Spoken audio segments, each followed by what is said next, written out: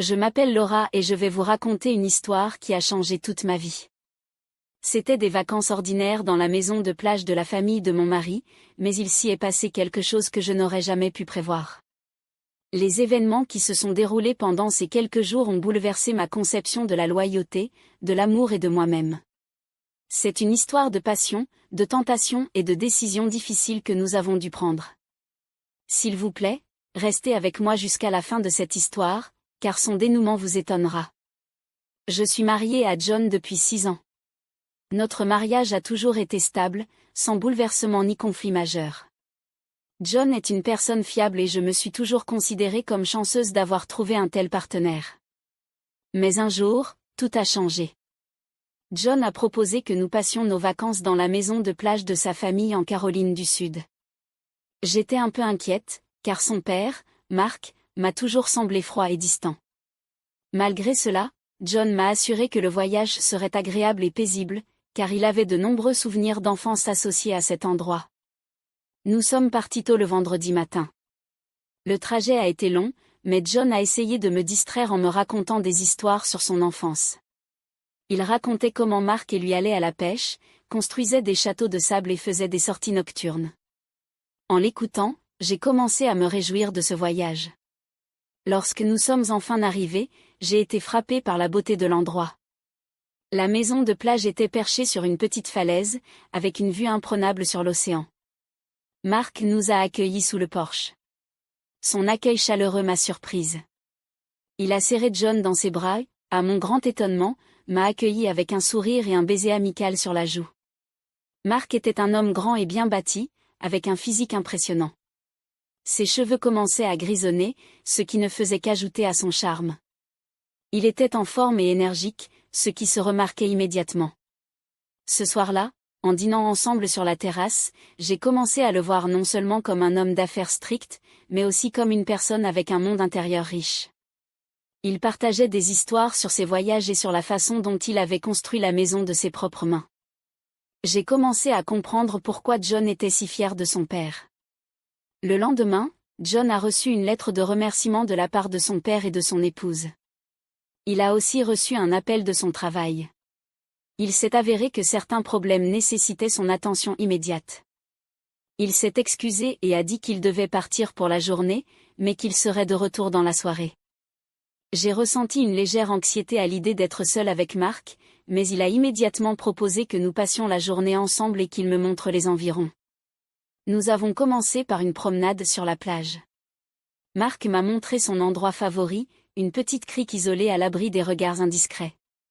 Il m'a raconté qu'il y venait souvent pour réfléchir ou simplement pour profiter du calme et de la tranquillité. Nous nous sommes assis sur le sable et avons parlé de tout et de rien. Mark m'a parlé de son passé, de ses rêves et de ses espoirs. À un moment donné, je me suis dit que j'appréciais vraiment sa compagnie. Après le déjeuner, Mark a proposé que nous fassions une promenade à vélo. Nous avons pédalé sur des chemins étroits, profitant de la brise marine et du soleil. Je me sentais comme un adolescent en vacances d'été. Nous avons ri, plaisanté et nous nous sommes lancés des défis. Lorsque nous sommes rentrés à la maison, il était tard. Nous étions fatigués mais heureux. Mark a proposé de boire du vin sur la terrasse et de regarder le coucher de soleil. J'ai accepté, estimant que cette journée était l'une des meilleures de ma vie. Nous nous sommes assis côte à côte sur la balançoire, regardant le soleil descendre lentement sous l'horizon, peignant le ciel de nuances lumineuses de rouge et d'orange. Mark semblait savourer chaque instant de la soirée. À un moment donné, il a posé sa main sur le dossier de ma chaise, me frôlant avec des doigts chauds et forts. J'ai ressenti un léger frisson. Il a commencé à dire à quel point il appréciait ses soirées tranquilles. J'ai perçu une pointe de tristesse dans sa voix et lui ai demandé pourquoi il semblait si mélancolique. J'ai vu une profonde tristesse dans ses yeux et j'ai compris à quel point la compagnie lui manquait. Nos conversations sont devenues plus personnelles. Nous avons partagé nos pensées et nos sentiments les plus profonds. Mark a parlé de ses espoirs, de ses craintes et de ses peurs, et je lui ai parlé de mes rêves et de mes déceptions. À un moment donné, il a mis son bras autour de mes épaules et j'ai senti que sa proximité commençait à m'exciter. Il m'a regardé avec tant de tendresse et de chaleur que je n'ai pas pu m'empêcher de l'embrasser. Nous avons marché lentement dans le couloir et j'ai senti mon cœur commencer à battre plus vite. À ce moment-là, j'ai réalisé que quelque chose de plus qu'une simple amitié était en train de naître entre nous. Lorsque nous sommes arrivés dans ma chambre, il s'est arrêté et m'a regardé dans les yeux. « Laura, je veux que tu saches que tu es une femme extraordinaire, a-t-il dit doucement. Ces mots m'ont profondément touchée. « Merci, Marc, j'apprécie beaucoup ta compagnie aussi, ai-je répondu, sentant mon visage rougir. Nous sommes restés dans le couloir, apparemment pendant une éternité, et j'ai senti une étincelle s'allumer entre nous. Il s'est lentement penché vers moi et m'a embrassé doucement sur la joue. C'était si inattendu et si tendre que je n'ai pas pu m'empêcher de sourire. « Bonne nuit, Laura, a-t-il murmuré en se reculant. « Bonne nuit, ai-je répondu en entrant dans ma chambre et en fermant la porte derrière moi. Mon cœur battait encore la chamade et je savais que ce jour avait changé quelque chose d'important dans ma vie. Je me suis allongée dans mon lit, incapable de dormir, réfléchissant à ce qui allait se passer le lendemain matin. Après que John soit parti s'occuper de ses affaires professionnelles, Marc a proposé que nous passions une autre journée ensemble. Il m'a dit qu'il y avait un super skatepark à proximité où nous pourrions faire du patin à roulettes. J'ai hésité, car je n'étais pas très douée, mais Marc m'a assuré qu'il m'apprendrait sans problème. J'ai choisi ma jupe courte préférée et un haut moulant qui mettait ma silhouette en valeur. Je voulais me sentir sûre de moi et séduisante. En descendant, Marc m'a regardée et a hoché la tête d'un air approbateur. Ses yeux brillaient et j'ai ressenti un léger frisson. Nous sommes arrivés au skatepark et Marc a commencé à me montrer les mouvements de base. Il était patient et attentionné, m'encourageant constamment. Malgré mes efforts, je n'étais toujours pas sûre de moi sur les patins et je perdais souvent l'équilibre. Marc m'a aidé à garder les mains stables.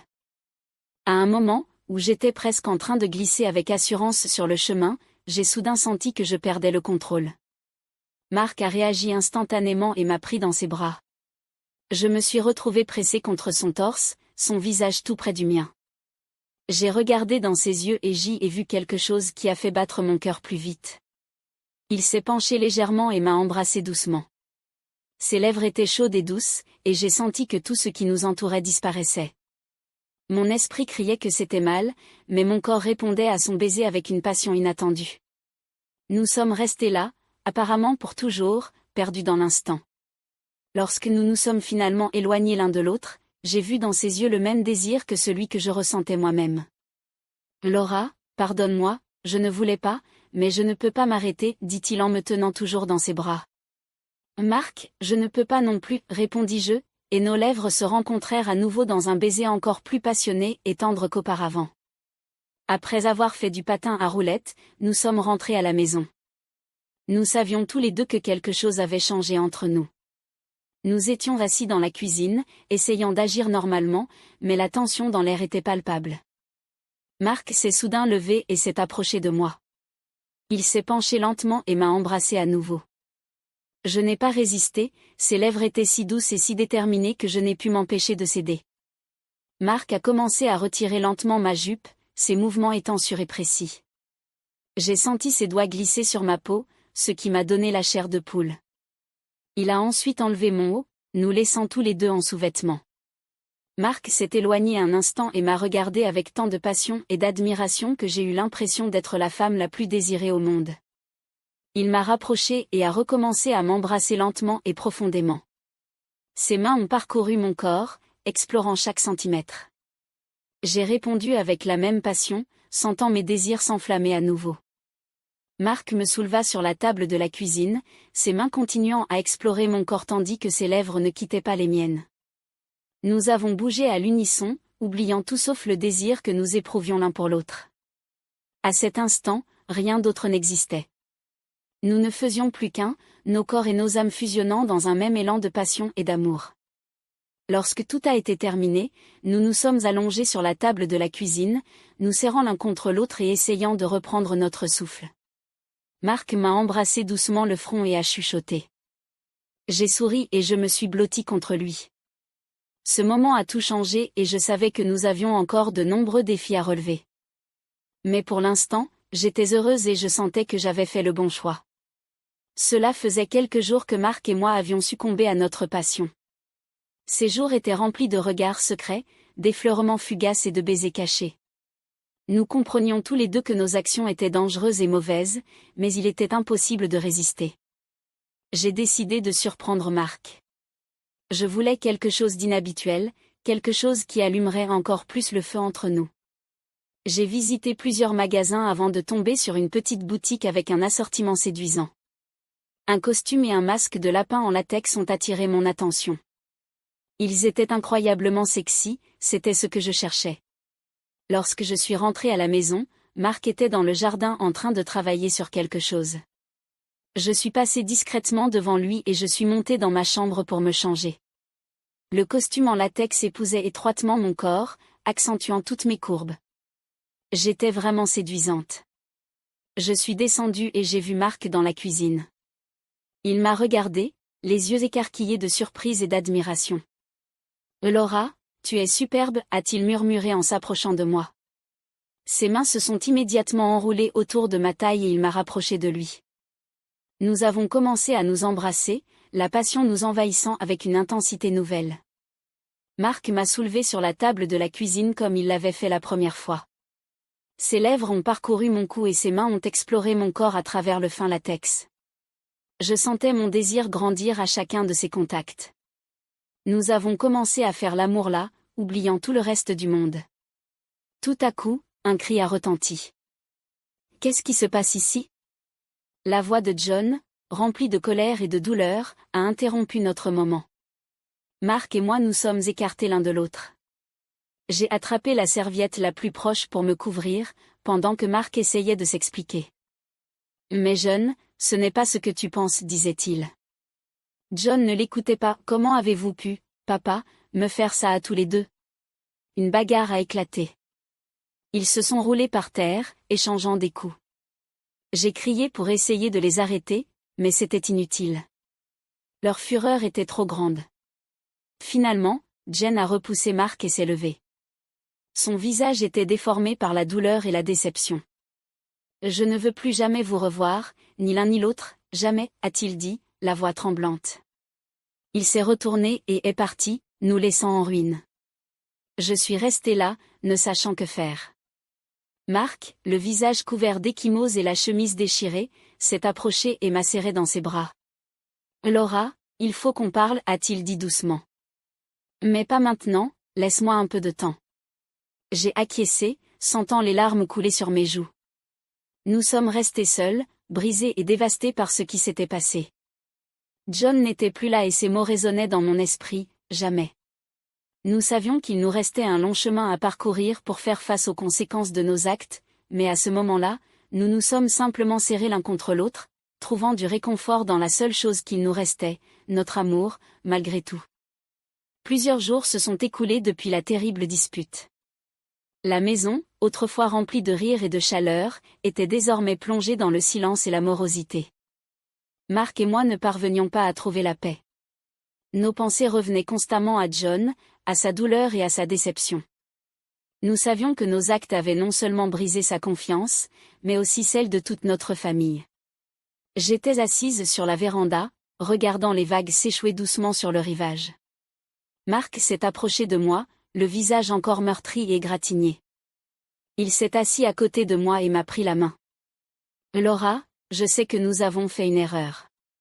Nous avons trahi John et je ne sais pas si nous pourrons un jour réparer cela, dit-il, la voix remplie de chagrin. « Marc, je ne sais pas comment aller de l'avant, répondis-je, sentant les larmes monter à nouveau. Mais je sais une chose, je ne peux pas continuer à vivre dans ce mensonge. Nous devons trouver un moyen de nous racheter auprès de John. » Marc acquiesça. « Je pense que nous devons au moins essayer de lui parler, appelons-le et présentons-lui nos excuses. » Nous avons décidé d'appeler John. Mon cœur battait la chamade lorsque j'ai composé son numéro. À la 3e sonnerie, il a décroché. « Bonjour, John, commençai-je, la voix tremblante. C'est Laura. Marc et moi voulons te parler. Nous sommes vraiment désolés de ce qui s'est passé. » Il y eut un silence à l'autre bout du fil. Puis John a répondu d'une voix froide, « Laura, je m'en fiche. Je ne veux plus vous voir ni vous entendre. Vous m'avez tous les deux trahis et je ne vous le pardonnerai jamais. mon cœur a sombré dans la douleur. Non, John, s'il te plaît, laisse-nous une chance de nous expliquer. Mark a essayé de nous interrompre. C'est ce que nous devons vous dire, nous sommes terrifiés. Vous savez, Mark, je ne veux rien avoir à faire avec vous, dit John avant de raccrocher. J'ai regardé le téléphone, incapable de croire ce qui venait de se passer. Mark m'a pris dans ses bras et nous sommes restés en silence, réalisant l'ampleur de notre trahison. John nous avait rejetés et c'était irréversible. Nous avons compris que nos actions avaient infligé une blessure profonde que John ne pourrait pas pardonner. Ce moment est devenu un point de non-retour pour nous. Les semaines suivantes se sont déroulées dans une atmosphère morose où nous avons essayé de nous soutenir mutuellement, mais nos cœurs étaient brisés. Nous avons continué à vivre dans la maison qui semblait désormais vide et froide. Un soir, alors que nous étions assis sur la véranda, Mark a pris la parole. Nous devons aller de l'avant. Nous ne pouvons pas changer le passé, mais nous pouvons essayer de construire un avenir. Je l'ai regardé et j'ai acquiescé. Tu as raison, nous ne pouvons pas récupérer John, mais nous devons trouver un moyen de vivre avec cela. Nous avons décidé de demander l'aide d'un conseiller familial pour travailler sur nos sentiments et trouver des moyens de faire face à notre culpabilité. Ces séances nous ont aidés à mieux nous comprendre et à mieux comprendre l'autre, et à développer une stratégie pour faire face aux conséquences de nos actions. Avec le temps, nous avons commencé à trouver du réconfort dans les petits bonheurs de la vie. Nous avons passé plus de temps ensemble à nous soutenir mutuellement. Nous savions que notre chemin ne serait pas facile, mais nous étions prêts à le parcourir ensemble. Notre relation avec Mark est devenue encore plus profonde et plus sincère. Nous avons réalisé que nos sentiments l'un pour l'autre n'étaient pas seulement le résultat d'une passion, mais d'un amour et d'une affection véritable. Nous avons commencé à construire un nouvel avenir plein d'espoir et de projets. L'ombre de nos actes a toujours persisté. Nous savions que nous ne pourrions jamais échapper totalement à la culpabilité et à la douleur que nous avions causée à John. Mais nous avons continué à vivre, en nous efforçant d'être meilleurs et en apprenant de nos erreurs. Plusieurs mois sont écoulés depuis que John a coupé tout lien avec nous. La vie commençait à prendre une nouvelle direction. Lentement mais sûrement, Mark et moi avons décidé de vendre la maison de la plage et de déménager pour prendre un nouveau départ. Notre relation s'est renforcée et nous avons appris à chérir chaque moment. Nous avons déménagé dans une petite ville côtière où personne ne connaissait notre passé.